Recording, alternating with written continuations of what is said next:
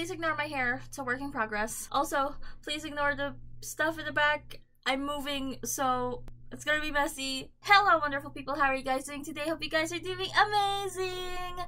My name is Bianca. You can call me B, and welcome back to Books with B.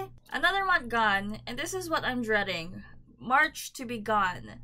Because that means I'm going to move soon. If you haven't watched my life update video, I mentioned that I will be moving to Australia, and tomorrow's my flight actually. I am over procrastinating my packing by doing this video because I want to, and I just want to be distracted at the moment. So here we are. So for the month of March, I've read 7 books, and I liked all of them. I don't think I've read a bad book yet during 2022, and I think that's fine. I only have one 5-star read though, and it's going to be one of my favorite books of all time now, so you'll just have to wait and see what it is. So yeah, let's get started on all the books that I've read during March. Okay, so for the first book, we have The Vanishing Half by Brit Bennett. If you want a more in-depth thought about it, I do have a vlog that I was reading it. I will link it down below or above. But The Vanishing Half by Brit Bennett, we have 2 twin sisters that was raised in this weird town called Mallard. It's a black town where they encourage people to marry light-skinned people so that every generation would be lighter-skinned. So basically, it's a town where it's a trap. It's a trap town. Our main girls want to get out of the town so that they can have their own lives, and they do. However, there's this circumstance where they drift apart, and one passes off as a white woman and the other lives as a black woman, and that to me sounded so interesting at the time. I still liked this book. This was one of my most anticipated reads ever, but I think that damaged my opinion of it. I think I expected too much with this book. I wanted to see more pain. I wanted to see more reasons on why the other sister would pass off as white. But Brit Bennett's writing is so freaking good. It's easy to follow. Even though they're twin sisters, I can hear their voices very separately. I know they are different characters. I love Brit Bennett's writing. It's really, really great. But yeah, I still really liked it overall. I gave it 3 out of 5 stars. It's not a bad rating. I just expected too much of it, and that is my bad. The second book that I read is We Sold Our Souls by Grady Hendrix. We had a very long road trip during this time, so I listened to around 3 audiobooks because I cannot read in the car. I get car sickness. So while we were on the road, I was listening to We Sold Our Souls. As you guys know, I love Grady Hendrix's work so much. I love his humor, his horror aspect, how every book of his feels like a slasher film from the 90s, and I just love it. But I gotta say, this book is my least favorite of his work. Again, with Grady Hendrix, you kind of know what the book is about based on their title. So We Sold Our Souls is about a band, Dirtwork. They were a 90s band. They were very successful, but then their lead singer, Terry, decided to do a solo career, and he became more successful than the band. 2 decades after, their former guitarist, Chris, gets to an unlikely event where she discovers that Terry might have sold her soul so that he can have all the success with his solo career. And that to me, it was very, very interesting because my brother was in a band, so I'm very familiar in the band scenes. But it was more of a cult-ish. No, not really a cultish, but like there's this satanic rehab center that our main girl went to so that she can like warn her other bandmates, and that to me sounded super cultish, and I kind of didn't like that. I kind of miss Grady Hendrix's banter and his sense of nostalgia in his books.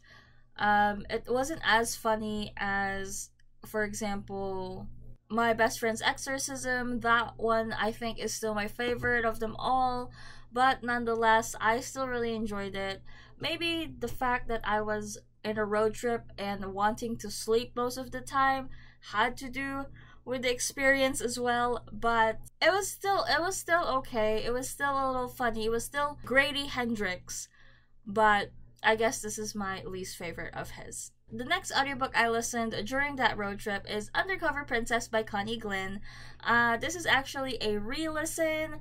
I love Connie Glynn so much. I was a fan of her when she had her YouTube channel, when she started, and when she announced that she was going to publish a book about queer princesses. I'm like, yes! Yes, I need it. I love her so freaking much. This book. So, we follow Lottie Pumpkin. She is very obsessed with princess and fairy tales. Her dream is to attend Rosewood Hall. It's a very elite school where most of the students there are rich and probably royals. So when she started at Rosewood Hall, she did not expect that she would be roommates with the crown princess of Meredova, Ellie Wolf. So obviously, rumors spread that the princess of Meredova is in Rosewood Hall, and they don't know who it is, and the student body just assumed that it was Lottie because Pumpkin is such a strange name. So a lot of people thought Lottie Pumpkin was the princess of Meredova, and then Ellie, the actual princess, decided that Lottie can be a great portman, which is someone who will disguise themselves as a royal figure. So now, in this world, everyone thinks Lottie is the real crown princess of Meredova, while Ellie Wolf gets to live her dream to be a normal girl just for a few moments. And I love this book so much. I read this for the first time during February of 2020, and I knew I wanted more. And now that I know that it has 5 books, I just wanted to reread it so that I can prepare myself for the rest of the series. I'm so freaking happy that I discovered this book. It's so wholesome, so freaking cute. You can like legitimately taste the pinkness of this book, if you know what I mean. I just love it. I don't usually love novels with like royal figures, princesses and prince. I'm not a big fan of that setting, but with this one, I just want to just absorb them. It's just so cute. If you want a wholesome read that will make you smile and just hug you, just grab this book, because this is legitimately just the cutest book ever. I rated this 4 out of 5 stars. I rated it 4 out of 5 stars the first time I read it, and it's still 4 out of 5, and I still love it, and I cannot wait to continue the series. The next audiobook that I read during that road trip is Foreverywhere. I think this is a children's book. It was very short. I did not expect it to be very childish. I think I just got it because it was free with Audible, and that was the first thing that I saw. So we follow this unicorn. He's the only unicorn in this world, but all he wants to do is form a band and make relationships, connections to this band, and just make music. So that's about it. I mean, it's cute, not gonna lie. It gave me the feels of like when you're in a theme park, you know, like when you're just online and then the line has like interactive stuff, like how they're talking to you and stuff. That's how it felt. Like I felt like I was waiting in line and then the story was just given to me. I love how interactive it was. So they had different casts for different characters. They had sound effects, they had music, obviously. So it's about a band, so they had guitar riffs playing, piano, drums, everything, and it's just so freaking cute. I liked how interactive it was, but the story itself is a no for me. It was a little too childish. If I was gonna rate it as like a story, it would be around 2 or 1. But since it was an audiobook and it was very interactive, it was very fun to listen to, I would rate it a 3. I still had a great time listening to it, and I think Audible really did a great job with it. I can see how much effort they put into it, and the sound design, the cast members, it's just a great ride. Someone wants to say hi. Say hi first. Say hi first. Look over there, oh. Oh, look over there. Luna. Luna, look over there. Look over there. Hi. Hi, my baby. Sorry. I love her so much. The next one I read during March is Sweet Bean Paste by Durian Sakigawa. I love this book. So if you don't know, my friend and I, Kristen, we did an annotation buddy read where she reads a book, annotates it, and I read a book and I annotate it, and then we send the book to each other, and this is her book. So now this book has 2 sets of annotations, and it was just so fun to do. You should definitely do it with your friends. So anyway, Sweet Bean Paste, we follow Sentaro. He mans a dorayaki shop where dorayaki is a type of pancake filled with sweet bean paste. One day, he encounters this elderly woman called Tokue. She asked him if she could work for him because she thinks his sweet bean paste is not great. She does sweet bean paste for a long time. So eventually, Sentaro decides to hire her, and thus begins the story of their relationship, on where Tokue just kind of made Sentaro's life a little better, how she made her see the wonders of life, and how she made Sentaro feel like there's so much more to life and there are things that you shouldn't take for granted. Fair warning though, it is a sad book, even though it looks like a very happy, bubbly book. It turns a little sad during the end. But I loved every page of this book, and I know Kristen cried. I didn't cry. There's something wrong with me, but I still gave this a 4 out of 5 stars. Just to see how Tokue made Sentaro's life so much better, just made all the difference. I love that. I love that dynamic. And seeing Tokue's past, that's what makes this book a little sad, on how she is during Japan's dark times. It's a lot, but still very meaningful at the end. Just please read it if you feel down, or if you feel like you need motivation, or if you want to see the world differently. Definitely check this book out because it's super great. I have no idea what Japanese authors are drinking, because all of their work is so great. I need it.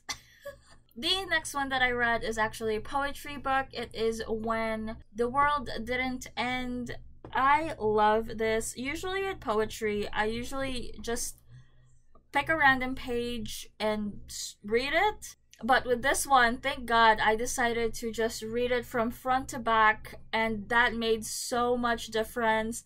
So there are like portions where it's separate, and we see how the author overcame her depression with these poems. We see her journey, and I love that so much. Every poem on this book just made me like, oh my god, that's me. It's such a great, it's so good. Hold on, oh no, I don't have it. I don't have the physical copy with me because I lent it to a friend because it's so freaking good. But I know I took a photo of it. Let me look for it. Hold on. Okay. So I'm gonna read you one thing. Oh no, I'm dark. It's okay. It adds to the mood. So the title is Forgiveness for What You Could Have Been After Doc Lubin. I love this poem so much. Anyway, I used to be the best. I used to fly through school with ease, dreaming of all the perfect report cards I would get in college, in medical school. Then the depression found its way inside of my bones. My pencil would shake from anxiety as I took my exams.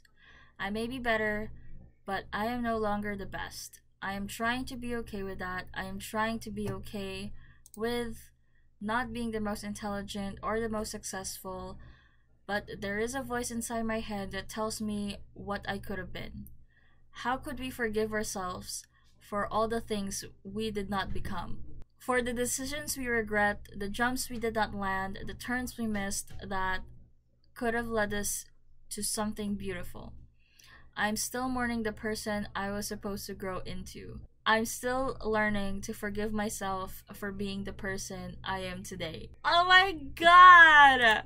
That just killed me, cause like that's exactly how I feel every single day. And oh, that was just so beautiful. I'm sorry. That was just so freaking beautiful.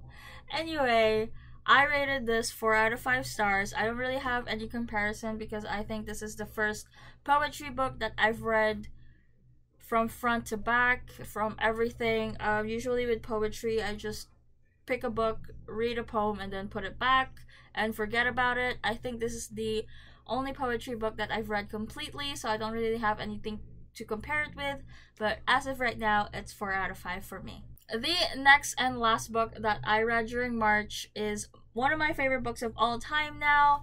It's my 5 out of 5 star this month, and it is The Name of the Wind by Patrick Rothfuss. I think I'm not really surprised that this is really good. Like, it's one of those books that you want to keep reading, but you don't want it to end. So it took me forever to finish, and it's only because I wanted to take forever to finish because I do not want it to end. But every time I pick it up, I just read like a big chunk. I mean, it is a big book, so it would take a bit of time to finish it. So in the first chapter, we are in a bar where the innkeeper is named Koth. And then later on, he would be mentioned to be Reshi, and then later on, we will know he is Quoth. Quoth is something very spectacular in this world. He's one of those people that they write stories about. He is Quoth the Bloodless, Quoth the Kingslayer. He has a lot of legends, but the thing is, we have no idea what is real, whether or not he really did these things, why is he so great. So then, during the next chapters, we follow a chronicler where he discovers that the innkeeper is actually Quoth, and he asks Quoth to tell his life story so that people would actually know what went on in his life. So that's where we begin. We just follow his storytelling on how he became who he is. I love this book with all my heart. It is a high fantasy. So most of the book, we follow 15-year-old Quoth because, again, Quoth is telling his life story. So we will be knowing more about his childhood first. It gets it to a dark turn really quick, and I just love seeing how Quoth picks up his life. And there is a magic school here called the University, and I just love every bit of it. I loved every freaking bit of it. Fudge. How good is Patrick Rothfuss to actually write something this great? I can't with some people's imagination. I gotta say, their magic system is very unique. It's called sympathy. It's where you link an energy to somewhere else so that it would produce magic. But then there is another thing where when people know the name of a thing or a name of whatever, so names are very important. So if you do know their name, you are able to control them. I think in some way Quoth will discover the name of the wind, and you will see how it's a great book. It has a lot in it, and I just can't just say everything in a wrap up. I just love this. It just transported me into something very magical and very unique. It's just so great. And Quoth as a main character is such a great main character. He's not like a chosen one. He's more of a prodigy. He learns really quickly. But the thing that's great about him is he knows the hardships in life. So he's not very like privileged. He knows what really is important, like clothing and like a roof above your head. And whenever he gets something very luxurious, he does. He doesn't take it for granted. And that's what I love about him. And his banter with his enemies is just so funny. There is humor as well. I just love this book. I don't know how to explain it. It's just a magical book. It's just a very magical book. Actually, the magic is very less in this book, but I can feel how magical it is. I don't know if that makes sense. Quoth is also a musician, so yeah. Plus, I love, oh my god, I love Patrick Ruff's writing, where he makes us love how Quoth tells his story through his writing. You know that Quoth is the one talking, and it's not like something that you feel like the author is writing himself. You can feel that Quoth really is the one telling the story, if you know what I mean. I can't describe it. But yeah, I love it. And I just love how Quoth is great at a lot of things, but when it comes to like women or socializing or whatever, he sucks at it. It's just an amazing book. I will probably read The Wise Man's Fear, not soon, because I just want to digest every theory that people have of this. After I read it, I quickly went to YouTube and checked a lot of reviews and a lot of like summary videos just to make sure that I didn't miss anything. It's just so great. I don't know. Yeah, I love it so freaking much. I think this has scooted its way to like top 5 books that I love. Maybe top 1. I'm not sure. I don't want to betray the House of the Cerulean Sea, but this, I think, might take the cake. I don't know. I'm not gonna decide, but right now it is my favorite thing that I've read during 2022. I don't know if anything will top this, honestly, but yeah, please read it if you haven't. Plus, I know there's an illustrated version of this one. I'm gonna buy it. Luna, are you okay? So that was all the books that I've read during March of 2022. It's not that much. Also, should I talk about my TBR? I don't really have a TBR for April, just because again, I am moving to Australia. I just want to say, if you haven't read my life update video, I will be posting a lot of videos with my background here and with my longer hair. Please ignore it. It's a work in progress. So I just hope you guys aren't confused. I am going to Australia tomorrow, and I will be posting pre-filmed videos on my channel for the next 2 months, or a month, for the next month, I think. But yeah, thank you so much for watching. I hope you guys liked the video. Let me know what your favorite read is, because I really want to know, and I might buy it and read it. So have an amazing rest of your day, and thank you again so much for watching, and I will see you guys in the next one. Mwah! Bye!